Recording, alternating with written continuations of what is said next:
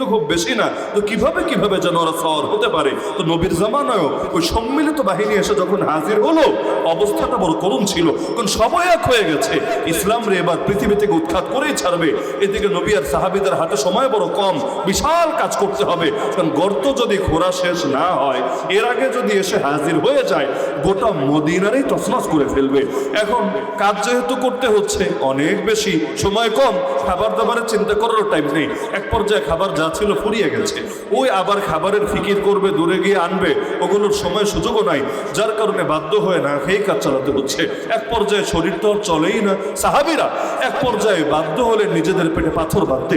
যখন ওখানেও আর টিকতে পারছেন না, পাথর বেঁধেও কোমর সোজা থাকে না, কাজ চলে না, তখন এসে বাধ্য হয়ে হাজির হলেন নবীজির কাছে। ইয়া রাসূলুল্লাহ, এই অবস্থায় অন্তত একটু দোয়া করেন না আল্লাহর কাছে। আল্লাহ তো চাইলে সবই পারে, আল্লাহ যাতে আমাদের উপর একটু বিশেষ রিজিকের ব্যবস্থা করে। একদম পেট খুলে দেখিয়ে দিল, ইয়া রাসূলুল্লাহ দেখেন পেটে পাথর বাঁধা, তারপরও তো শরীর চলে না, তারপরও তো কাজ করতে পারি না। আল্লাহ রাসূল সাল্লাল্লাহু আলাইহি ওয়াসাল্লাম কি বলে সান্ত্বনা দিবেন? তিনিও নিজের পেট থেকে কাপড়টা সরাবেন। সাহাবীরা দেখলেন তাদের পেটে একটা করে পাথর বাঁধা, আমার নবীর পেটে দুইটা পাথর বাঁধা। আর কি বলবে, আর কি বলার আছে? বলার দরকার নেই, সবচেয়ে বড় জবাব তাদের সামনে হয়ে গেছে। তো দিন তো সবসময় একরকম যায় না, আল্লাহ রাসূল সাল্লাল্লাহু আলাইহি ওয়াসাল্লামের সব দিনও তো একরকম ছিল না। ওই বদরের ময়দানে এসে আবু জাহাল যে শুধু ভয় পেয়েছে তা না, আল্লাহ রাসূল পর্যন্ত সিজদায় লুটিয়ে পড়ে আল্লাহকে কেঁদে কেঁদে বলছে, আল্লাহুম্মা ইন তাহলিক হাযিহিল ইসরাবাতু মিন আহলিল ইসলাম লাম তু'বাদ ফিল আরদ। হে আল্লাহ, আজকে যদি মুসলমানদের এই ক্ষুদ্র কাফেলা শহীদ হয়ে যায়, এই পৃথিবীতে আর কোনোদিন আপনার ইবাদত হবে না। কে করবে আপনার ইবাদত? ইবাদত করার আর কেউ বাকি থাকবে না। আল্লাহুম্মা আতিনি মা ওয়া'আদতানি, আল্লাহুম্মা আনজিজলি মা ওয়া'আদতানি। আয় আল্লাহ, যে ওয়াদা করেছিলেন সেটা আমাকে দান করেন, আমাকে সাহায্য করেন, আমাকে বিজয়ী করেন। আলহামদুলিল্লাহ, এমন বিজয়ী করলেন, হাজার হাজার ফেরেশতার বাহিনী পাঠিয়ে দিলেন। ফেরেশতা তো একটা পাঠালেই চলে, বেশি লাগে না, একটা পাঠিয়ে দিলেই চলে। এক এক ফেরেশতার সাইজ কি, এক জিবরিল আমিনের একারই ডানা আছে 600টা, এর মধ্যে একটা ডানাই যদি খুলে দেন, আসমান আর জমিনে 1 ইঞ্চি ফাঁকা জায়গা থাকে না। ওই এক ডানার কোনা দিয়ে যদি আবু জাহালের কানপট্টিতে একটা লাগায় দেন, আবু লাহাবরে ধরে একটা ঠাস করে আসার মেরে দেন, উতবা সাইবারে একটা বাড়ি লাগায় দেন, আর তো ভাই যুদ্ধই করা লাগে না, ওনার এক ডানার কোনা দিয়েই খেল খতম হয়ে যায়। তো চিন্তা করেন দোয়ায় কি পরিমাণ পাওয়ার থাকলে একজন দুজন না, হাজার হাজার ফেরেশতা তো পাঠালেনই, আবার জানালেন আল্লাহ নবী রিজার্ভ ফোর্স মৌজুদ আছে, লাগলে আরো পাঠিয়ে দিব। এবং ভয় পাবেন না যে ফেরেশতা তো যোদ্ধা না, যুদ্ধ ঠিকভাবে করতে পারবে কিনা, আমি আল্লাহ নিজে ওদেরকে ট্রেনিং দিয়ে পাঠিয়েছি। কোরআনে আয়াত আছে, আমি আল্লাহ নিজে ট্রেনিং দিয়ে পাঠিয়েছি, ওদেরকে বলেছি ফাদরিবু ফাওকাল আনাক ওয়াদরিবু মিনহুম কুল্লা বানান। আরে ফেরেশতারা, দুনিয়া যাচ্ছ, এই বদরের ময়দানে গিয়ে যেই কাফের গুলোকে তোমরা মারতে চাও সেগুলোর গর্দানে আঘাত করবা, আর যেগুলোকে আহত করতে চাও এগুলোর জয়েন্টে জয়েন্টে পিটাবা। এই শিক্ষা দিচ্ছেন কে? আল্লাহ। কাদেরকে? ফেরেশতাদেরকে। তারা যেহেতু যোদ্ধা বাহিনী না, আর্মির সদস্য না, আল্লাহ নিজে ট্রেনিং দিয়ে পাঠাচ্ছে যে যেই কয়টারে সাইজ করবা একদম গর্দানে আঘাত করবো, অন্য কোথাও না, আর যেগুলোর আহত করবা এগুলোর জয়েন্টে জয়েন্টে পিটাবা। কোরআনের আয়াত নাকি আবার আমার কথা? আমার কথা রিমান্ডে এটা নিয়ে আমারও ধরেছিল, হুজুর আপনি তো উস্কানি দিয়েছিলেন বয়ানে। কি বলে উস্কানি? আপনি আপনার অনুসারীদেরকে বলেছেন ওদেরকে ধরে গর্দানে মারতে আর জয়েন্টে জয়েন্টে পিটাতে। এই বললাম, এটা আবার আমি কবে বললাম? গর্দানে মারতে আর জয়েন্টে জয়েন্টে পিটাতে। আমার 3 সেকেন্ডের ভিডিও ক্লিপ মোবাইল থেকে ছেড়ে দেখালো, জাস্ট 3 সেকেন্ড, বেশি না, এখানে এতটুকু কথা আছে। আমি বললাম আচ্ছা, বাংলাদেশে কোনো মাহফিলে কোনো বক্তাকে 3 সেকেন্ড বয়ান করে, আর বয়ান করলে উপায় আছে? যদি মাইক হাতে নিয়ে 3 সেকেন্ড বয়ান করে আমি বিদায় নেই, আপনারা যেতে দিবেন তো আমারে, তাই না? দিবেন না যেতে আমারে? বলবেন হুজুর প্রয়োজনে বাকি জীবন থাইকা যান, আপনারে আর যাওয়া যাওয়াই এখানে মাথার মধ্যে আইলেন না। 3 সেকেন্ড তো বয়ান হয় না, তা আগেও নেই পরেও নেই, কি দিলেন এখান থেকে মাঝখানে?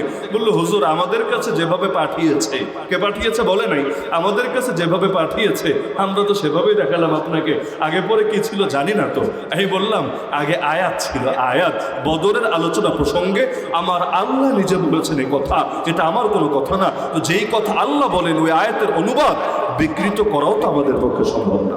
তাহলে কি বুঝলেন? বান্দার ঈমান যদি অটল থাকে, দৃঢ় থাকে। হ্যাঁ, নবী যদি চিন্তা করতেন বদরের ময়দানে সাহাবী মরলে সাহাবী তৈরি হবে, নবী মরলে ইসলামের কি হবে? স্বাভাবিক কথা তো এটা। সাহাবী গেলে সাহাবী আসবে, নবীরা যে ইমানের সঙ্গে দেখবে সেই তো সাহাবী। কিন্তু নবী যদি শহীদ হয়ে যান, নবী শহীদ হওয়া সম্ভব নাকি অসম্ভব? এখন আর কথা বলবেন না। নবী শহীদ হওয়া সম্ভব নাকি অসম্ভব? ইতিহাসে বহুত নবী শহীদ হন নাই। মক্কায় এক সাহাবী এসে বলছে, ইয়া রাসূলুল্লাহ একটু দোয়া করেন না আল্লাহর কাছে, আর কত মাইর খাবো, একটু দোয়া করেন। নবী বলেন, আরে বেটা, এত সহজেই এত দুর্বলতা চলে আসলো মনের ভেতরে। অতীতে এমন নবীও বিগত হয়েছেন যাদের মাথার উপর করাত রেখে শরীরটাকে দুই টুকরা করে ফেলা হয়েছে। এমন নবীও বিগত হয়েছেন লোহার চিরুনি দিয়ে, প্লাস্টিক না, লোহার চিরুনি দিয়ে যাদের গা থেকে, হাড্ডি থেকে গোশতগুলোকে আলাদা করে ফেলা হয়েছে। এরপরও তারা আল্লাহর দিন থেকে একচুলও সরে নাই। তোমরা এত সহজেই কেন মনোবল হারাচ্ছ? ওয়ালাকিন্নাকুম তাস্তাজিলুন। তাহলে অতীতে অনেক নবী শহীদ হয়েছেন নাকি হন নাই? তা আমার নবী শহীদ হওয়া সম্ভব নাকি অসম্ভব? অবশ্যই সম্ভব। এজন্য নবী আল্লাহর কাছে একটা মৃত্যুই চাইতেন, আয় আল্লাহ আমারে আপনার রাস্তায় শহীদ বানান, একবার না বারবার শহীদ বানান। যে দোয়া আমি আপনি হয়তো করি না। করেন নাকি সাতক্ষীরার মুসলমানরা? শহীদ হওয়ার দোয়া করেন? কে কে করেন একটু হাত তোলেন দেখি। যারা করেন না হোদাই হাত তুললেন না, মিথ্যা কথা বলার দরকার নেই। মাশাআল্লাহ, অনেক হাত উঠেছে। এটা মনে হয় বাংলাদেশে সাতক্ষীরাই সম্ভব, এত পরিমাণ হাত ওঠা। না হলে অনেকে চিন্তা করে আমরা যখন দোয়া করি, পাবলিক দোয়ায় যদি বলে ফেলি, আল্লাহ আমরা এখানে যারা আছে সবাইকে শাহাদাতের মৃত্যু নসিব করেন, আমিনের ভলিউম দেখে একটু কমে যায়। আগের বাক্যে আমিনের যে ভলিউম থাকে, পরের বাক্য আমিনের যে সাউন্ড থাকে, মাঝখানে এই দোয়াটা করলে আমিনের সাউন্ডটা একটু কমে যায়। পাবলিক চিন্তায় পড়ে যায়, এটা কি দোয়া দিল না বদদোয়া? এত দূর থেকে হুজুর নিয়ে আসলাম, হুজুর এটা দোয়া দিল না বদদোয়া? আপনি জিজ্ঞেস করেন যারা শহীদ হওয়ার দোয়া করে না, যে ভাই দোয়া করো না কেন, তোমার যৌক্তিকতা কি না করার? সে বলবে, হুজুর দোয়া করতে তো পয়সা লাগে না। তো যদি কবুল হয়ে যায় তাহলে কি হবে? ব্যথা তো আমারই লাগবে, ব্যথায় তো আপনি এসে ভাগ নিবেন না, তো কষ্টটা তো আমারই হবে। অথচ নবী আল্লাহর কাছে এই মৃত্যুটাই চেয়েছিলেন, অন্য কোনো মৃত্যু না। জীবনেও বলে নাই আয় আল্লাহ সেজদায় মরণ দিও, জীবনেও বলে নাই আল্লাহ তওয়াফে মরণ দিও, জীবনেও বলে নাই আল্লাহ হজ চলাকালে মরণ দিও। নবীজি বলেছেন, লাওয়াদিতু আন্নী উক্তালু ফি সাবিলিল্লাহ সুম্মা উহইয়া সুম্মা উক্তাল সুম্মা উহইয়া সুম্মা উক্তাল সুম্মা উহইয়া সুম্মা উক্তাল। আয় আল্লাহ, আমার বড় ইচ্ছা হয়, আমার বড় স্বপ্ন জাগে, তোমার রাস্তায় একবার শহীদ হব, আবার জীবন দিবা, আবার শহীদ হব, আবার জীবন দিবা, আবার শহীদ হব, আবার জীবন দিবা, আবার শহীদ হব। আরে নবীকে জানেন না দুনিয়াতে জীবন একটাই, দ্বিতীয় জীবন আল্লাহ কাউরে দুনিয়াতে দিবেন না? তিনি না জানলে জানবানটাকে? তিনিই তো জানিয়েছেন আমাদেরকে। এরপরও কি পরিমাণ মহব্বত থাকলে, কি পরিমাণ ভালোবাসা থাকলে বারবার শহীদ হওয়ার দোয়া করে আল্লাহর কাছে। কারণ শাহাদাত তো সেই মধুর নাম। মানুষ জান্নাতে যদি একবার চলে যায়, দ্বিতীয়বার ভুলেও দুনিয়ায় ফিরতে চাইবে না। কে চাইবে? কেন চাইবে? আপনি চাইবেন? বলবেন আল্লাহ এত কষ্ট করে আসলাম জান্নাত পর্যন্ত, এমনি না, বহুত কষ্ট, আর পারবো না। হাদিসের মধ্যে আছে, যদি আল্লাহ বলে গোটা দুনিয়ার মালিক বানায় দিব তোরে, ওই ট্রাম্পে সরাইয়া তোরে ওই ট্রাম্পের জায়গায় বসায় দিব, শুধু আমেরিকা না সারা দুনিয়ার শাসন তোরে দিয়ে দিব, হরমুজ প্রণালীও তুই চালাবি, ইরানের উপরও তুই মাস্তানি করবি, সারা দুনিয়া তোর কন্ট্রোলে থাকবে, তবুও যা বের হ জান্নাত থেকে। রাজি আছিস বান্দা? বান্দা বলবে আল্লাহ আর রাজি না, বহুত কষ্ট করে জান্নাত পর্যন্ত এসেছি, দ্বিতীয়বার আর ফিরে যেতে রাজি না। নবী বলেন কিন্তু একটা শ্রেণী আলাদা, তারা কারা? না নামাজি না, রোজাদার না, হাজি না, যাকাতদাতা না, বড় হুজুর না, বড় পীর না। নবী বলেন তারা কারা? ইল্লা শাহীদ, ইল্লা শাহীদ, ইল্লা শাহীদ। নবী বলেন তারা হলো শহীদ। তারা বলবে আল্লাহ বেশি না, অন্তত 10টা বার, কম করে হলো 10টা বার দুনিয়াতে ফিরে দেন না।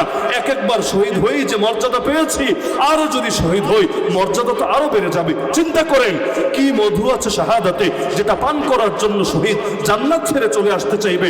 যেই জান্নাতে রব আছে, যেই জান্নাতে নবীর সোহবত আছে, যেই জান্নাতে হুর আছে, যেই জান্নাতে গলমান আছে, যেই জান্নাতে মদের নহর আছে, যেই জান্নাতে সালসাবিল জামজাবিল শারাবান তহুরা আছে, যেই জান্নাতে রসমের পোশাক আছে, যেই জান্নাতে মনে যা চায় সব আছে, কোনোদিন যা কল্পনায় আসেনি তা আছে, ওই জান্নাত পর্যন্ত ছেড়ে আসতে চায়। যেই মধুর লোভে, ওই মধুরে আমি যদি ভালোবাসতে না পারি, আপনি যদি ভালোবাসতে না পারেন, এর চাইতে বড় আফসোসের বিষয় কি হতে পারে? এজন্য সাহাবীরা যখন শহীদ হতেন হাসতে হাসতে এটাকে উপভোগ করতেন। আপনারা করতে পারবেন তো ইনশাআল্লাহ? কেন উপভোগ করতেন? আপনি বলবেন ব্যর্থতা, তারা মনে করতেন সফলতা এই যে বাজার আছে না, আমি একটা বাজার পাড়ে দিয়ে আসলাম, বাবুলিয়া বাজার না, এই বাজারের মধ্যে মনে করেন আপনি গেলেন, হাতের মধ্যে একটা ব্যাগ, 10 টাকা 20 টাকা দামের একটা ব্যাগ, উদ্দেশ্য কেনাকাটা করবেন।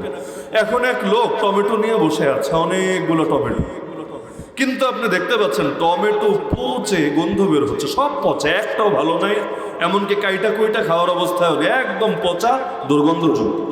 আপনাকে ডেকে বলছে, ভাই আমি তোমারে আজকে একটু উপকার করতে চাই। আচ্ছা কি উপকার? আমি তোমারে মাগনা ফ্রি বিনামূল্যে টমেটোগুলো দিতে চাই, কোনো পয়সা লাগবে না, মাগনা। ওই যে তোমার হাতে ব্যাগ আছে না,